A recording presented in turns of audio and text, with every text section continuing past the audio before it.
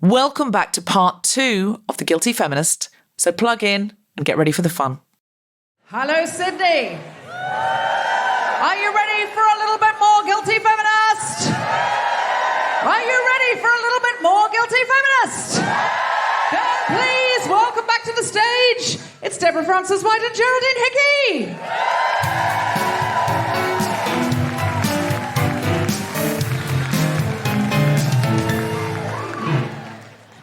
Welcome back. Welcome back. How did the coven go? It's all we can think about. Oh my God, yes. Everyone backstage was like, we want to go to the front of the disabled loose. Oh, you swapped emails. Yeah. I was hoping for something more dramatic than that, to be honest. Was there any hugging? Was there any plotting? There was hugging? Was there plotting? Yes. Great. Okay, super. Who showed up? Sorry. Oh, sorry, Geraldine. No. The plotting sounds like a euphemism. For what? We went to the disabled toilet and we did plotting. I went dirty, I'm sorry. I'm not sure one other person in this room went plotting. Oi, oi. Did anyone else think plotting was a euphemism for sex? Oh, there was... No. I think it's like maybe the way you say it. Plotting? Yeah. Would you like to come and do a little bit of plotting with me?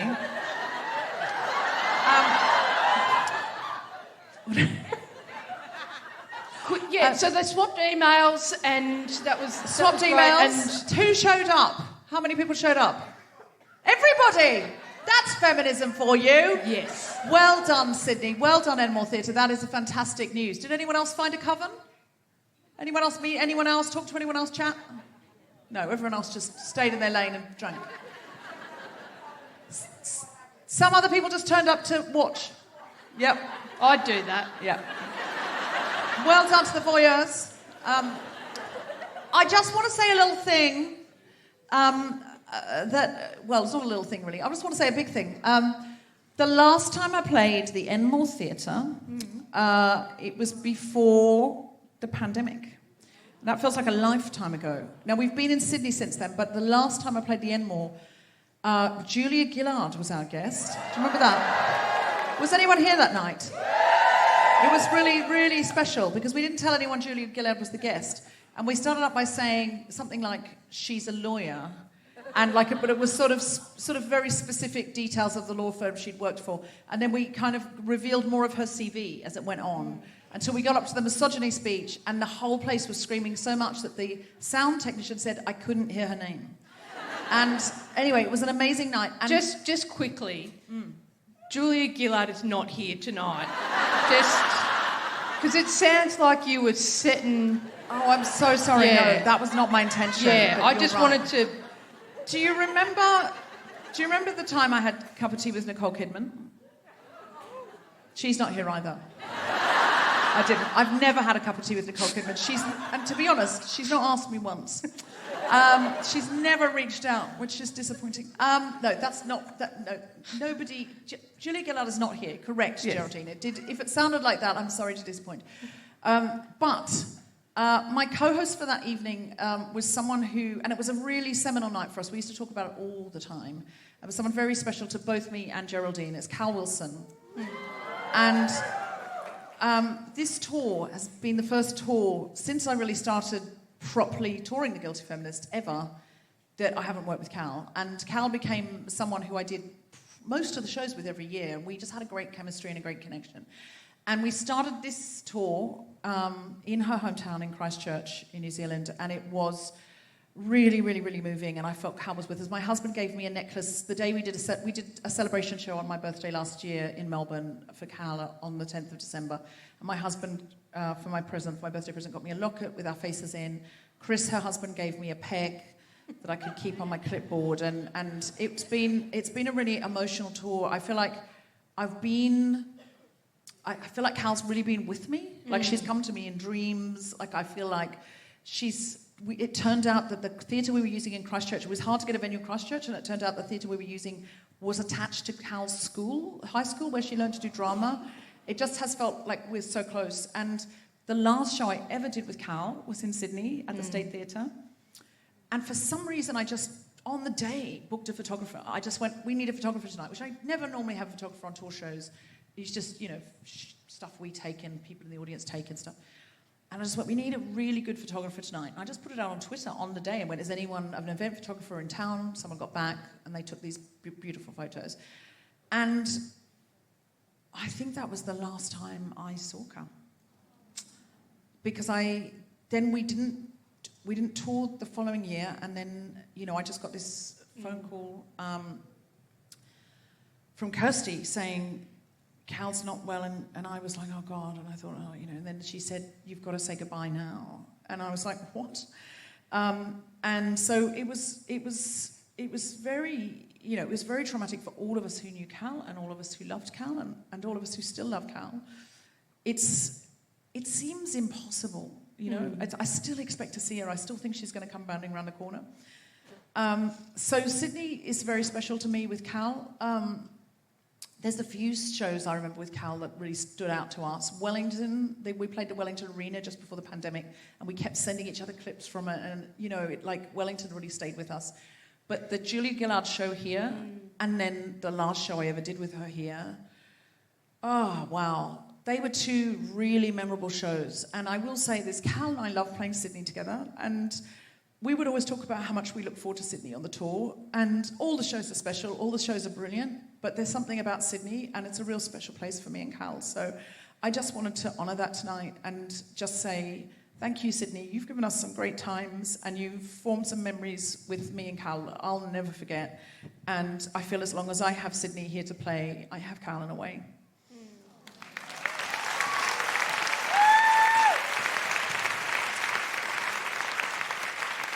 Yeah. I mean, essentially I'm sitting in Cal's seat.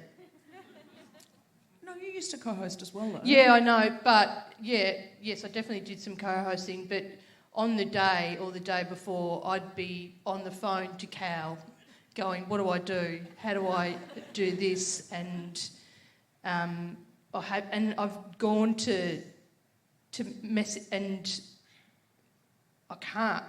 Yeah, I know. Anyway, so if I'm shit, it's because Cal hasn't been here for me to... Cal will be very proud. And Cal would have loved that coven tonight. She would have loved that. She would have fucking loved that. She would be commissioning wardrobes left, right and centre. Yes. Cal would have fully commissioned something. She would have, and She'd do a carpenter. She would enjoy that joke. I think so, yeah. Listen, we need to get our guests on. I'll get him.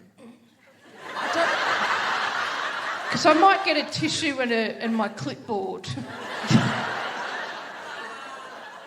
So I guess I'll busk while Geraldine's on, because there's a sting where the guest is meant to come out, and they can't come out while Geraldine's coming back with a tissue. That's not very showbiz, is it? No. No, she's gone. Is she back? I don't know where. Geraldine Hickey, everybody! Yay. You all right? You got a tissue? Yeah, no. I just went backstage like that, and then. Does anyone have a tissue for Geraldine? Clipboard. Does anyone have a tissue? No, I'm good. I'm good. Listen, this is what is feminism if it's not a tissue from a lady in the front row? Thank you. These are the good types. Thank you. What's that? This is good. I love these tissues because it's like 4-ply. Thank you. Do you Like want you them can get back? a lot of goes out of one Were you just offering tissue. us one, or would you like this? Would you like them back or no? I've got a million of them. Oh, you've got a 4-pack. Okay, all right. Well, we'll keep them because we might need them again, I suspect. Thank you. Thank you. Kylie Jackson, everybody. All right. Our first guest is a queer Sydney-based sex worker and writer who utilises her online platform to speak about her experiences within the industry. She's the author of 2 novels, Nothing But My Body and Thora. Please welcome to the stage, Tilly Lawless!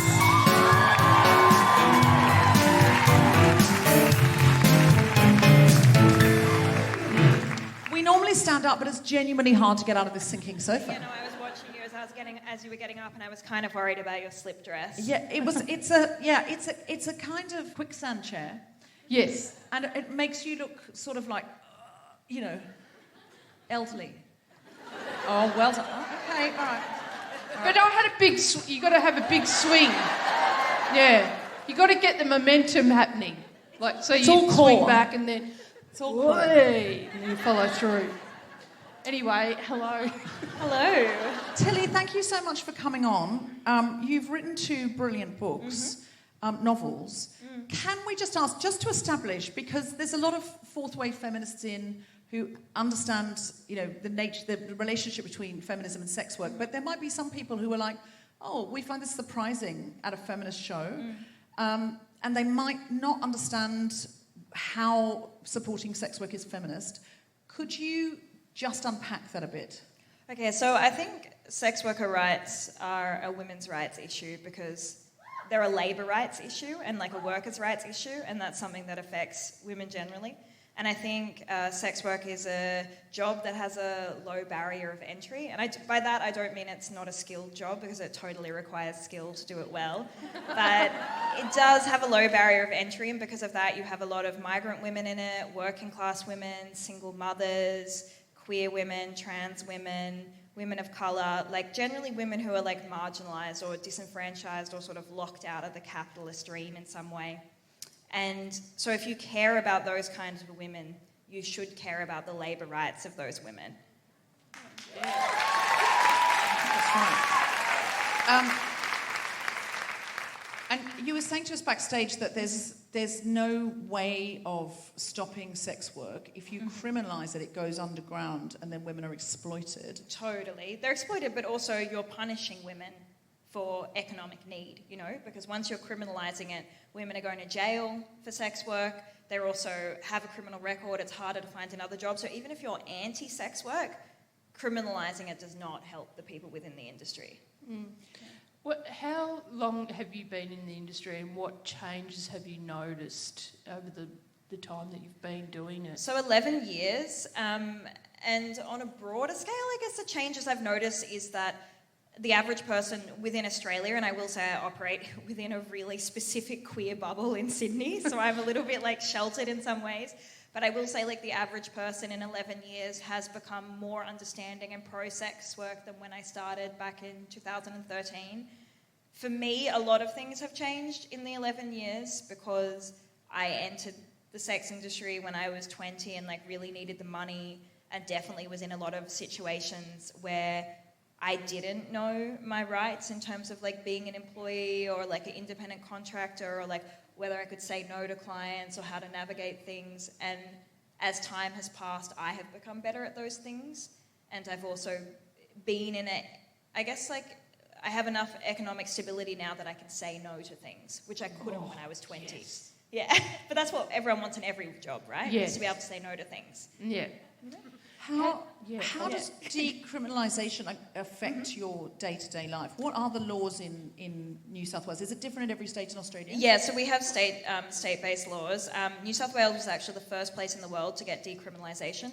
And the difference between decriminalisation and legalisation is legalisation creates rules and regulations specific to the sex work industry that don't exist for other industries, whereas decriminalisation gets rid of laws that are sex worker specific and treats it like any other job. So decriminalisation is the policy that is backed by, the World Health Organization and Amnesty International. But unfortunately, there's only... New South Wales has it now, Northern Territory has it, New Zealand has it, Victoria's getting it, and Queensland's getting it, and I think Belgium has it. And they're the only places in the entire world that have decriminalisation. Really? Yeah. So, wow, Australia and Aotearoa are really We're heading ahead the of way. things, yeah. That's extraordinary. Really unusual, because I feel like Australia is so conservative in so many I things. was going to say, I was raised in Queensland and never did I think I would hear the sentence Queensland is leading the way for the world in some sort of social progress, especially involving women. I'm quite unsettled by it. I'm not very comfortable with it. No, I'm delighted to hear that Queensland is leading the way in women's rights of some one aspect they're of following women's rights. behind New South Wales, Victoria, Northern Territory. Yeah, but still, they're still ahead of the rest South of the Australia. world. Oh, and yeah, they're ahead the of rest of South the world. Australia. Yeah, Well, South Australia gave women the vote first. Yeah. South Australia, catch up. We've already been there, so we can't really say that to them this tour, but we'll say it to them next tour. Definitely. So you'd have to pay tax. Yes. Yeah. What? I mean, I'm not going to incriminate myself with saying anything, but yes, I do pay tax. Yes. I'm cash in hand, so like a lot of people that are cash in hand. Was that Simone? What can you claim? Going cash in hand. What can I claim? Oh, I can claim all sorts of interesting... I mean, I don't wear makeup because I look younger without it, so clients prefer me without it, but I could claim like lingerie and makeup and things like that. I do claim pineapple juice because I drink it before golden showers. Is that true? Yes, it does make it taste sweeter. Yeah. Wow. How much do you have to drink? Oh, I mean, I can't drink that much. I'll get like the smallest amount you can get is like a litre, so like I'll try and scull that, but like... How long? Just litre before? of pineapple Sorry, juice? no. You drink it and then you need to pee like half an hour later anyway, so it's actually hard to hold on if the person wants you to wait till the end, which they usually do. Oh, thanks. Wow. There's more comedy in your job than I thought there was going to be. Definitely. Is it? I love Alma's Not Normal, which is a sitcom, comedy drama sitcom, really, Yes. written by a friend of mine, Sophie Willan, in the UK, and there's episodes in that where she's working in sex work, and there's all sorts of sort of comic situations that she's written about. If it is decriminalised and it feels safe and supported, is there joy in the job? Oh, definitely. I think the joy in the job for me is twofold. I think getting cash at the end of a job is pretty joyful. Like direct cash rather than having to wait for an invoice to be filled or something like that, you know?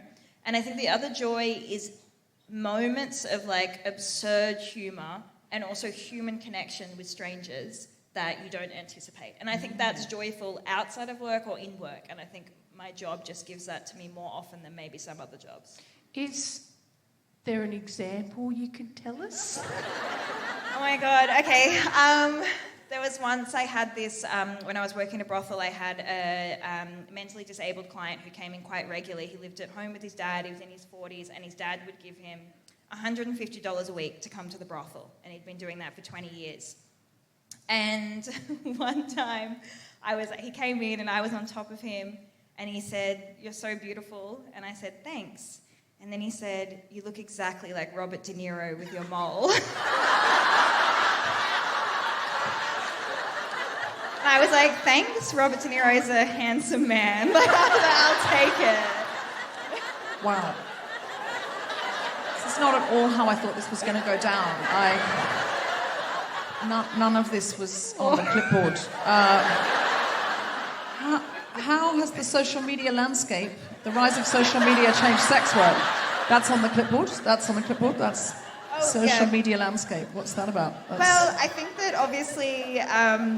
we're seeing so much coverage of things like OnlyFans and stuff at the moment, and there's kind of like hyper visibility around online sex work and people having to kind of like promote through online stuff. It is true, though. OnlyFans has opened up a lot of opportunities, hasn't it? Well, yeah, I mean, yes and no. Like, sex workers did already exist online and do things online. OnlyFans kind of brought like the gig economy that you see with like Uber and things like that to sex workers, you know, so where the OnlyFans is taking a cut of the... Well, you know, it has been good for individuals. OnlyFans will kick you off the platform if they know that you're doing in-person sex work because they don't want to be seen to be soliciting prostitution. So, for example, like if you're an in-person sex worker like I am, the reason I left OnlyFans was because I was at constant risk of having my funds frozen and my account deleted, you know? So it's like a precarious platform for anyone who's actually selling sex in person.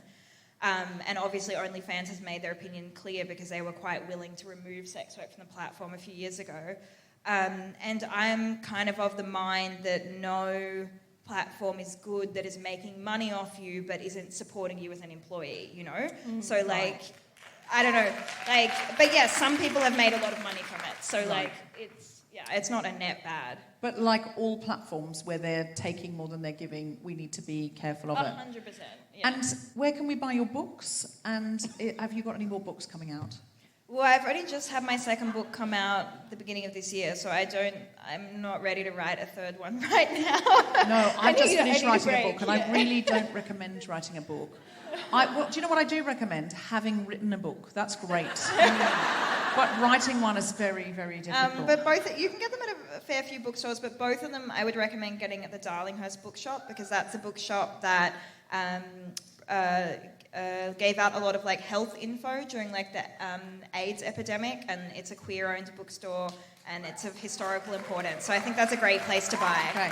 So go in person. If you're in Sydney, go in person to the Darlinghurst bookstore. If you're somewhere else, go into any good bookstore, or I'm sure you can buy them online as well. Nothing But My Body and Thora. And they're both by Tilly Lawless. Tilly Lawless, thank you so much for joining us today. Is there anything you came to say that you didn't get to say? No, besides, it was absolutely my pleasure, which is what I say to clients as well when I finish it. Tilly Lawless, everybody! That's very funny. Very funny. Okay. Or when you were asking Tilly, where can we... Yeah. And I forgot about the bit about her having books, and I thought you were going to ask... Right. where you could find... Geraldine.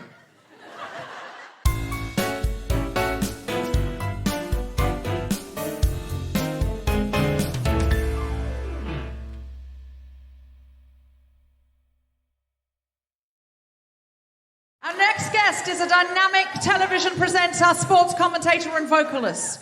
In 2022, they made history as the first non-binary presenter to front a major television show in Australia. Imagine if Graham Norton and Ellen DeGeneres had a really tall, hilarious baby who swears a lot. And that is Brihony fucking Dawson!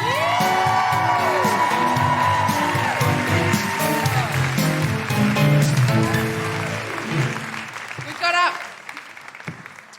Brihony Dawson. Oh yeah. Sit wherever you Where am I like. supposed to sit? Wherever you Wherever like. you like. Come and Choose sit with a me. side. Come Okay. and sit with me. Come All and right. sit with me. Yeah, that's the best. Listen. option. Hello. Normally I know where to sit. Yeah, here's the thing. If you know what I mean. Choose a side is what people already say about non-binary people. I don't feel you've done anything there to undermine that stereotype. You're good. I'm glad. Now, Brihony, you do so many things. You are a multi-hyphenate. It feels to me like if you set your mind to something or you have a passion for something, you just go, yeah, I'm going to do that. To the extent where you're a sports presenter, you used to be a football player, right? Yes. And 50 now you games just for were the a sports Sharks. presenter. You decided, I want to be a musician. Great, I'm making music now. You do TV presenting. You've presented a big television show on Australia, first non-binary presenter on a television show. How do you get the self-belief, the get up and go, and the kind of just doingness of it? How do you do that? I don't know. I think I was always... I think I was born with it. My mum raised me to be like a really strong, independent woman. And I sort of just took that lead. You know, she was a single mum and, you know, separated from my dad really early, and I was a super hyperactive child, if you can believe that. Yep. And yeah, she just instilled that belief in me that you can do anything you want. We didn't have a lot of money or things growing up, and she just said to never let that stop you, and I just didn't. So when I set my mind to something, I just go out and do it. You're not afraid of failure? No, I'm like a fuck the fear and do it anyway. Yeah. How do people get that? How do you transfer that? Because there's people in the audience who must be thinking, well, I'd like to do that. There's probably loads of people here who've started a novel or a screenplay or thought, I'd love to start a business, or I'd love to start a new feminist project, or I'd love to get involved with this, or I've always wanted to try directing or presenting or whatever, but how would I do that? What is it that you do to kind of, I guess, make the phone call and leave the house and have a go and get rejected and have another try? Yeah. There are a lot of people around the world who talk about this, and I think it's called something like 5 seconds of courage or something.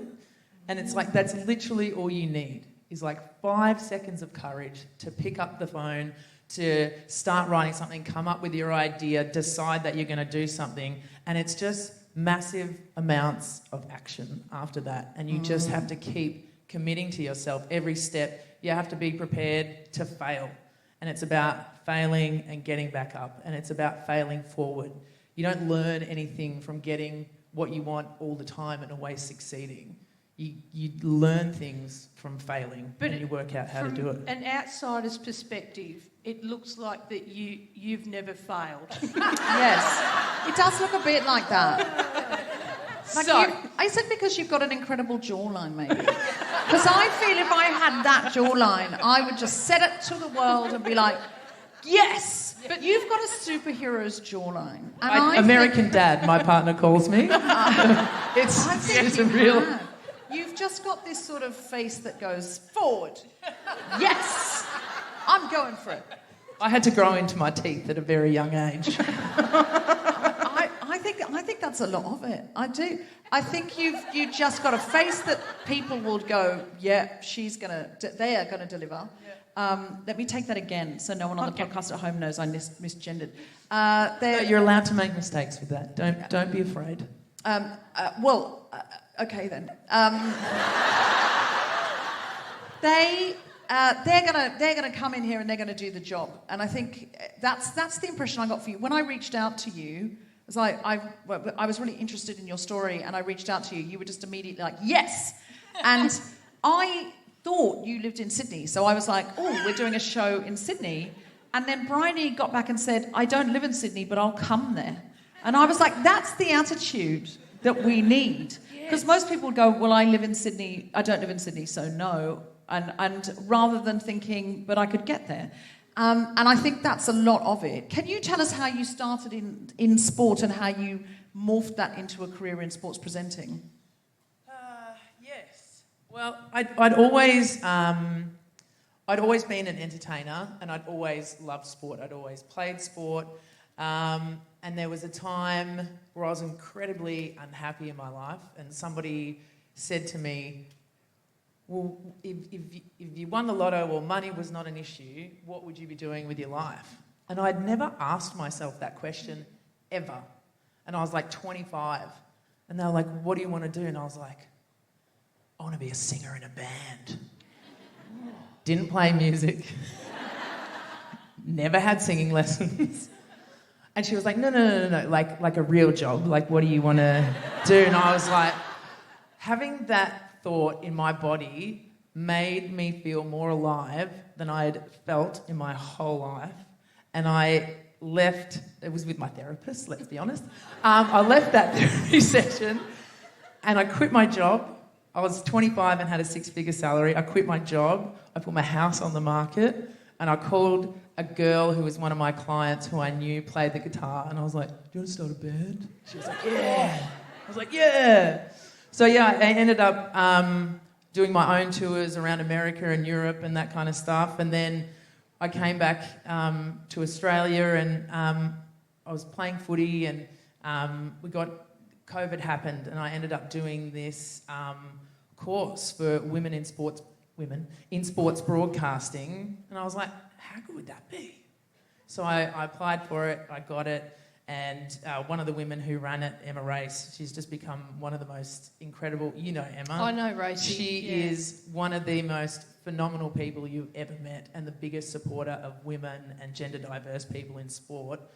And she was just like, well, we had an exit interview, and she just said to me, I'm so glad you've done this, and we're going to try and keep you in sport for as long as we can, but we just think your path is out of this world. Wow. And got me my first gig on Fox Footy, and I've hosted a women's footy show, and now I'm in the process of creating my own women's sports show to go on TV. Wow, that's fantastic. Isn't it? I can feel like women's sport in this country is just absolutely on the way up. Like it just feels like, well, that's where it's at. I've just been told like there was a women's sporting match on television that outperformed absolutely anything. Yeah, the Matildas. Matildas. I know. This one. I know. I'm all about sport. It was the World The Cup. biggest viewership in Australian history. Wow. And it was That's incredible. That's absolutely incredible. But also, I feel like there was somebody, I think it was in Perth, who it was either Perth or Adelaide, who's in the audience, who said that she was starting a sports bar. And she's just said to the audience, if anyone wants to join me, we're going to... And it's a women's sports bar, and it only is going to show women's sport on the television. Yeah. So when you go in, it's going to show women's sport. Do you know it? I didn't know it was here. I thought it was overseas. No, she's just starting it now. Her name's Eden. Oh, she's starting one here. Yeah, that's cool. Very successful. Go there. Yeah, I'm excited about it. I feel like there's an energy around sport in this country that is going to change things for women and gender diverse people in an extraordinary way. Yeah, there's a different audience for women's sport, and I find it kind of a bit annoying and frustrating when the AFL, for example, go all the men. They've always been in charge of the men, and now they're in charge of the women as well, and they're trying to get the women in with the men, and it's just like, can we keep it separate? Because I want to watch the footy I want to watch women's football with people that like and appreciate women's football, and those people don't necessarily want to watch the men play football. I mean, yes, there is that. But also, I think women's footy especially, and women's sports in general, if you play women's sports, you will understand this.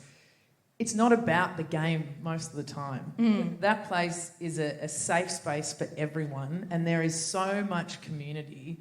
When I walk into those places, I feel like at home. I feel rested. I feel vibrant, and I feel like there are people like me, and I'm respected around there. And I've done so much work in men's footy clubs, and some of them are great, but some of them I'm just like, what are you people doing? Yeah. Funnily, the first producer I ever had for The Guilty Feminist in Australia, he said to me, he just went, oh, so people are coming here to see a show, but it's really that they can be together. And I said, yes. And he went, so it's like, Guilty Feminist is like football for women. And I went, we also have football though. It's a similar thing. It's like, yes, people like the show and they want to see comedy and they want to see us talk to you and, they want to discover a poet or a musician, sure. But they want to be more than anything together. Like the thing that happened at the top of this show of people saying who they are, what they're doing, connecting. It's a night out in a safe space that feels joyful.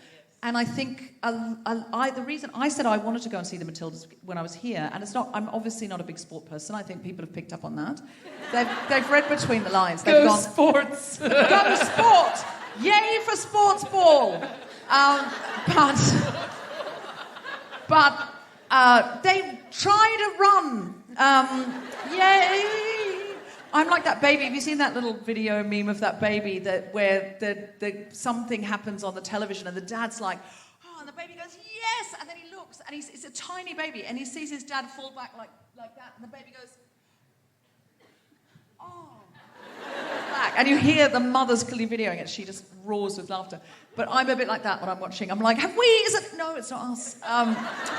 But I love the energy of it and the excitement of it. And I want to get more into it for that reason. And I'm really glad you're leading the way. Can you tell us a little bit about being the first non-binary presenter of a major television show? What was that like to represent? And was that too fast a gear change? No, it's perfect. Okay. It was beautiful. And can you just tell us a little bit about that? And how was that to represent? Did you have a lot of non-binary people and gender diverse people contacting you and saying, "Wow, did you get heat on social media that was unpleasant?" Like, what was it like? All of the above. I find that people's parents reach out the most because, if you're the parent of a gender diverse child, you want to get it right, you want to support them. And there isn't a handbook. Not yet. I'll release one in 2025. Good. You can buy it for Good.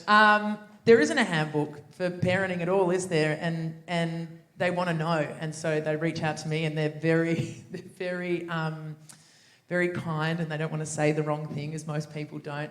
And they're like, "Oh, I saw you, and it's so great. And would you mind if you don't mind? It's okay if you don't want to. But what do I do with my child? Like, how do I make them feel included and that kind of thing?" And it happens a lot, which is great. And if you are the parent of a gender diverse child, please reach out to me, reach out to other queer people, when we can. we always want to help. We always want to pay it forward. I didn't sort of have the feelings that I was not identifying as a woman anymore until really late in life, and so I was able to get through all my teenage years and, you know, my 20s and that kind of stuff, and I was a sort of a fully formed adult, if you like, before I started thinking about those things and going What in made you with... question? I think it was when people started saying things like, "Hey, ladies," and I'd be like, doesn't really feel like me anymore. And I was like, I wonder what that means. And I was dating someone who was a little bit younger than me at the time. And she was like, "You're not binary, babe." And I was like, what the fuck does that mean? And I looked up and I was like, oh shit, I'm non-binary. Yeah, right. Yeah. And then using they, them pronouns wasn't important to me in the beginning. But then as time went on and I learnt more about myself, I asked people to use they, them pronouns and not she, her. What did... Because I asked you about your pronouns backstage, and what Yes. did you say that Zoe Coombs-Mar said you were? Zoe Coombs-Mar has a terrific joke that goes, I'm a she, her with a they, them rising. How good is that joke? Isn't it? Because I always think I'm a Carrie with a Samantha rising. Yes, that's good. Similar. I mean, like obviously with the way that I look, and I do get asked about my... Well, everyone gets asked about their pronouns, which is really great. But for me, I fought so hard to be a woman. And so I'm not ready to... I love hearing your perspective on this, because it's like, oh, I don't have that.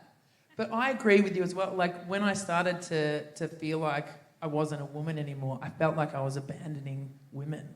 I'm such a staunch feminist. And I was like, what? And now I'm going to say I'm a feminist, but I'm no longer a woman. Like, That's one of the rarer ones we've had. Good. Love that. But yeah, I felt like I was leaving you guys.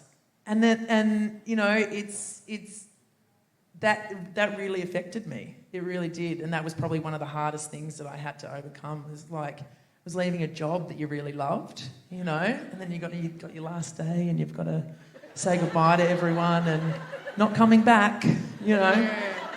So. But do you feel more present in yourself and more... Unbelievably. You do. It's really... It's shifted what you're able to do. Just how you feel in the world. Yeah, just how you're able the to be, confidence in myself. I had top surgery at the start of this year in January. Thank you. Thank you. No, okay. And yeah, that was awesome. I was waiting for like a big aha moment like that, you know, where you look in the mirror and you're like, oh my God, yes, I'm finally who I wanted to be. And I just haven't had that moment because I feel like I've just always been who I've wanted to be. But you feel more comfortable in yourself. Oh, amazing. I love it. Like, I will walk around with my top off as much as I possibly can. Yeah. Well, on that note, can we ask you to lead us in prayer? By which I mean, will you sing for us? Yes, I would love to. Welcome to the Mike Brihony Dawson!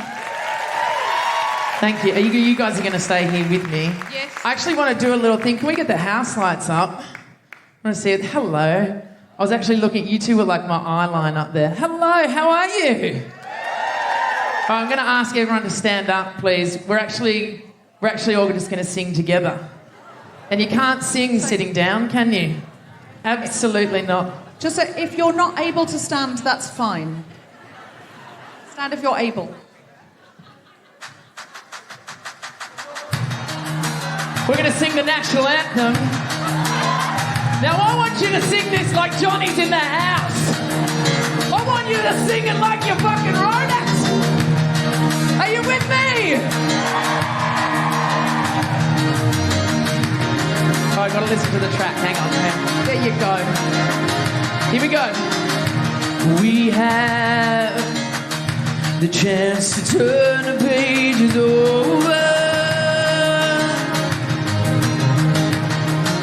the power to be powerful. Believing we can make it better. All right, you guys know this bit. Are you ready? Sing it, let me hear it. Ooh.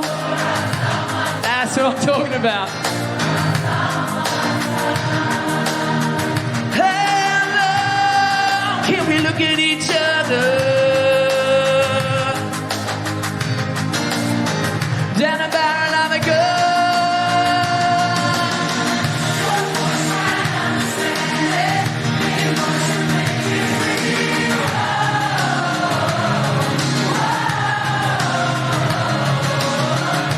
We're not gonna sit in silence. We're not gonna live with fear.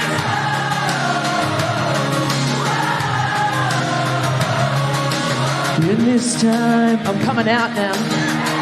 You know we all can stand together. Hey, sing it, come on. We've been powered to be powerful. We can make it better. Let's get to the people up in the cheap seats. Come on. Sing it. Ooh, we're all someone. Are you going to have a sing? We're all someone's son. Sing it.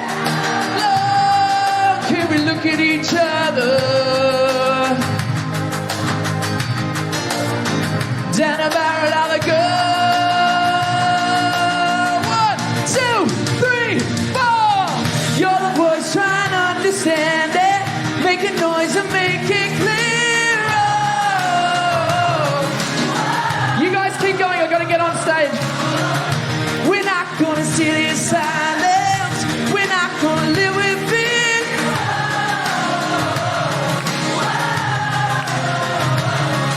All right, we're gonna turn the track down a little bit. We're just gonna do it a cappella, okay? Turn the track, bring it out, take it out of the wedge. All right, we're gonna come in from that pre-chorus one. Ooh, yeah? All right. 1, 2, 3. Ooh, we're all someone's daughter. We're all someone's son. Look at each other. Wait. Down the barrel of a gun. 1, 2, 3, 4. You're the voice.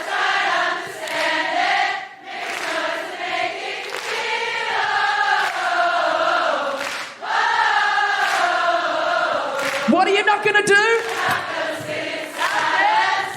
We're not going to live in fear.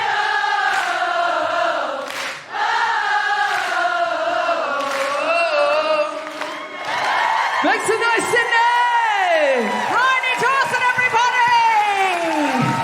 Thank you so much. Stay on, Brihony, stay on. Brihony, Brihony, come it's back. like Graham Norton, you stay on. Yeah, you stay. Brihony Dawson, find her on Instagram, follow her. Thank you so much. That's expert camera skills. Expert. Brihony, you were absolutely amazing. And Thank you. Sydney, you've been phenomenal tonight. We really, really love you and really appreciate you. And to close the show, a big round of applause for the incredible Grace Petrie.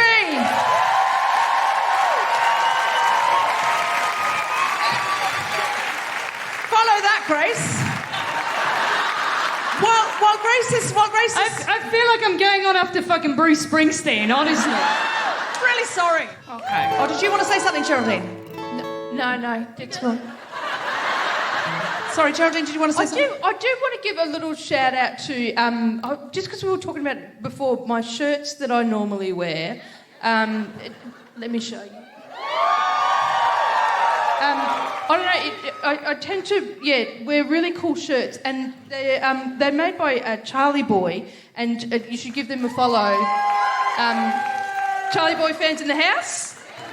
Okay, and they're custom shirts, and they're really great because they cater for all shapes and sizes.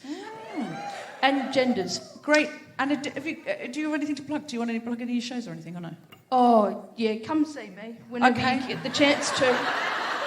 I'll be in Edinburgh. And just one final one. It's incredibly helpful. One final one. Women trade up. Next time we come back, if we come back next year, will you come out again? Okay. Oh, only 4 of you. Okay, we won't. We'll leave it with cheese. Next time we come up, we're going to play the film that we make for Women Trade Up on our big screen here. All right. I think we've done all of that. Please give us a follow. Please subscribe and give us 5 stars. Go on the Apple thing and give us 5 stars for coming out to the show tonight because it helps other people find the podcast in an increasingly difficult world where algorithms are fucked and designed just to polarize us. It just do what you can to follow us and maybe look us up on Instagram because you won't be able to see us in the noise. All I see now is apparently celibate young American Christians. It's just so fucked. Trad wives. They keep wanting to anger me with trad wives. I'm like, I'm not going to share this. I'm not going to share this. No, I won't play your stupid games, you fucking cunts. I just can't be doing it. My life will not be ruled by anyone called Musk or Zuckerberg or any of those Bezos men trying to run the world. No. We stay together, we're an army, we come back here together, we commune, we stay in rooms, we connect, find covens, Sydney, and you make your own work, and you share it and you spread it, and you don't give it into them. Don't share shit. And together we will get Deb's feet up on Wiki Feet, yes?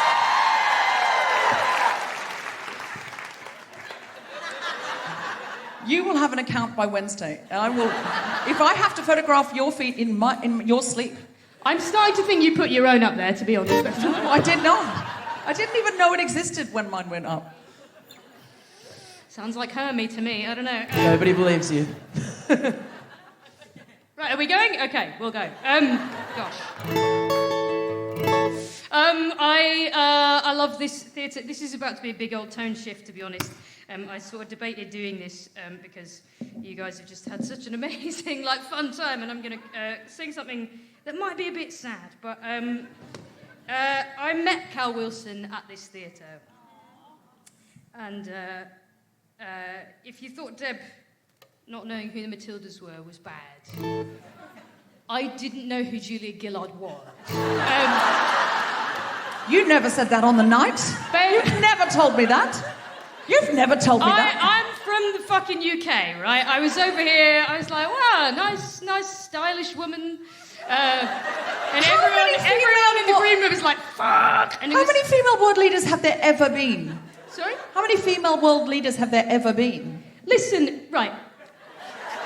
Grace Petrie is The same thing happened to me with Anthony Albanese. It's not a sexist thing, all right? And then the dude at Woodford Folk Festival, I thought, what a nice hat. Did you have elbow on the guilty feminist? Oh. Anyway, the point of the story is, we were in the green room, Julia Gillard was there, and Cal Wilson, who I just met 10 minutes before, I think sort of recognised the polite but blank look on my face. And very kindly and very tactfully, as was very much her way, came over and quietly told me who it was. And I thought that was really fucking cool. It's extremely strange to tour Australia without her. And I wrote this song on the tour, so I've not played it before. But this one is for Cal. Me and Deb and Cal always used to do these tours together. We've done 2 of them before this, and this is called A Brit, an Aussie and a Kiwi Walk Into a Bar.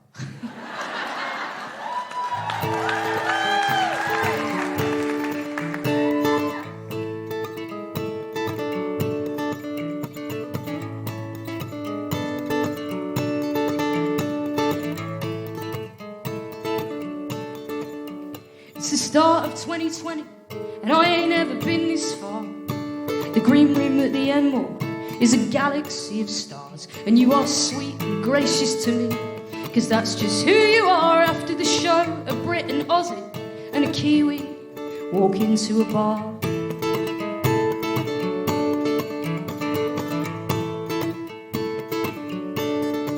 Well, you were lightning on stage each night, and I loved you from the first. You made me laugh in airport lounges, from Queensland to Christchurch, and all too soon the tour was over. Time to head back round the world. We'll fly safe, and let me know when you're next in this part of the world.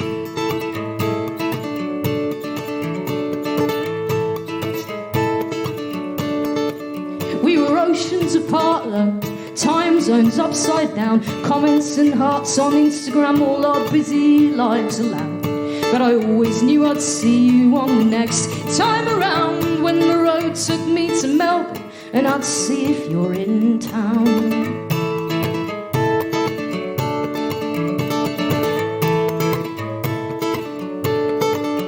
But God damn it, you were special, and God damn it, you were kind.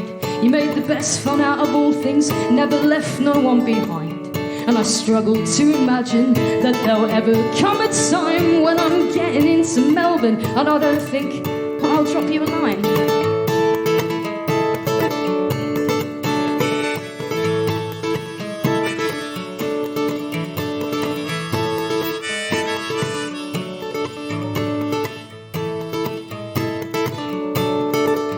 Well, I loved you when I met you. I thought I'd know you 50 years.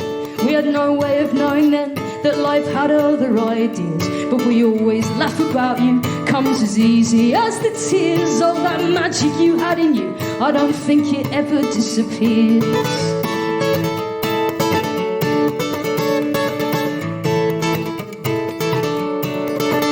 Well, this universe unravels with no logic and no clue. And to love each other loudly, that's the best that we can do.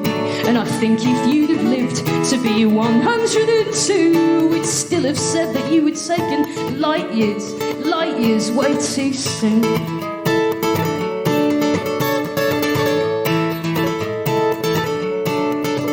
Well, this road that called us to it just goes and goes and goes. And in between these miles, we gotta hold each other close. Words of love delivered swiftly, whispered in the wings of shows. And I'll see you down the road, my friend. I'll see you down the road.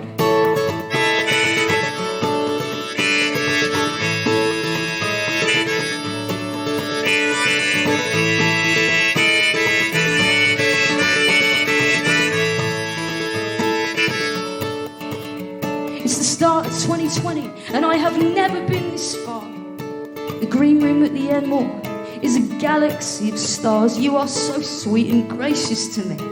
Yeah, that's just who you are.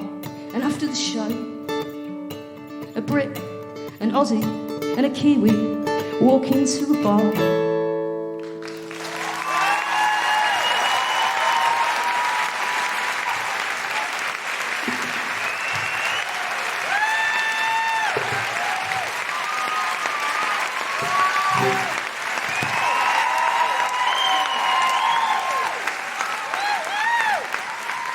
Thank you so much. I believe there is nothing else for us to do other than close the show in the traditional way. Is it time, Deb? It's time. It's time. It's time. Thank you for that beautiful song, Grace. That I hadn't heard that before. And she really would have fucking loved that. We always used to stand on the stage together and with our arms around each other watching Grace play. So I'm going to send that to Chris and Digby. They'll love that. Thank you. Big finish. I will be back in Sydney in September. Oh, yes, Grace, have you got any shows coming up? Well, since you organically asked me about it, Deb, I'm going to be playing the Marrickville Bolo in September. It's already a third sold out, so please do get your tickets quickly. I'd love to see you there. And in the meantime, Sydney. First I was afraid, I was petrified, kept thinking I could never live without you by my side. And I spent oh so many nights thinking how you did me wrong, and I grew strong, and I learned how to get along. And now you're back from outer space. I just wanted to find you here with that sad look upon your face. I should have changed that stupid lock, I should have made you leave your key. If I'd have known for just 1 second you'd be back to bother me. Go now, go, walk out the door, just turn around now, 'cause you're not welcome anymore. Weren't you the one who tried to hurt me with goodbyes? Did you think I could rumble? Did you think I'd lay down and die? Oh no, no, no, I will survive. Oh, as long as I know how to love, I know I'll stay alive. I've got all my life I've got all my love to give, and I'll survive. I will survive. It's a great strength I had not to fall apart. Kept trying to mend the little pieces of my broken heart. I spent oh so many nights feeling sorry for myself. I used to cry, but now I hold my head up high. You didn't see me, somebody new. I'm not that chained up little person still in love with you. So you felt like stopping in, just expect me to be free. Well, now I'm saving all my loving for someone who's loving me. Go, now, go, walk out the door, just turn around now, 'cause you're not welcome anymore. Weren't you the one who tried to hurt me with goodbyes? Did you think I'd crumble? Did you think I'd lay down and die? I will survive. Oh, as long as I know how to love, I know I'll stay alive. I've got all my life to live, I've got all my love to give, and I'll survive. I'll survive. Hey! And Authentic, you've been absolutely brilliant tonight. Thank you so much for coming out and bringing your whole self to this gig. Can I have one big more round of applause for our incredible guests? Everyone at the end more. Grace Petrie, I've been Deborah Francis White. We've been the Guilty Feminists. Thank you and good night. Have you got one more chorus in you and more theatre? Let's get it! 2, 3, go now, go! Walk out the door, just turn around now, 'cause you're not welcome anymore. Weren't you the one who tried to hurt me with goodbyes? Did you think I'd crumble? Did you think I'd lay down and die? Oh no, not I! I will survive. Oh, as long as I know how to love, I know I'll stay alive. I've got all my life to live, I've got all my love to give, and I'll survive. I will survive. Hey! Thank you so much, Sydney. You've been amazing. We'll be back. Good night. You have been listening to The Guilty Feminist with me, Deborah Francis White, guest co-host Geraldine, Hickey, and our very special guests, Lawless and Brihony. The recording engineer was Pete Bonfiglio. Poetry by Alison J. Barton. Music was by Grace Petrie and Brihony. The theme tune was composed by Mark Hodge. Producer was Alana Pope. Both presents at Thompson and Skin for the Spontaneous Shop. Thanks to Kylie Jackson, Kelly Zowers, everyone at Both Presents, and everyone at Enmore Theatre, as well as all of you for listening. For more information about this and other episodes, visit guiltyfeminist.com.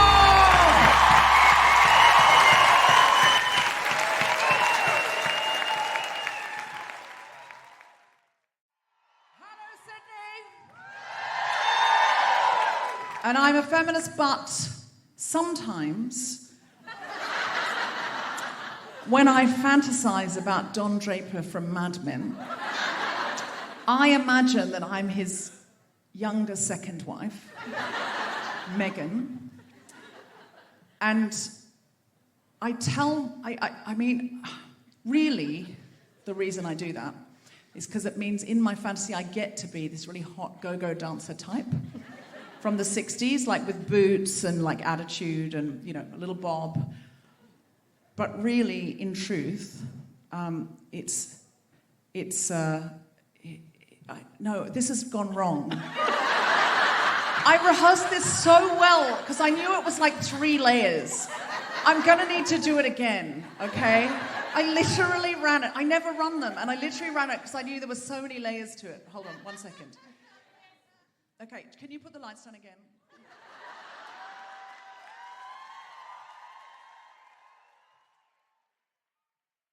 The Guilty Feminist is provided exclusively from Acast. Find it wherever you get your podcasts.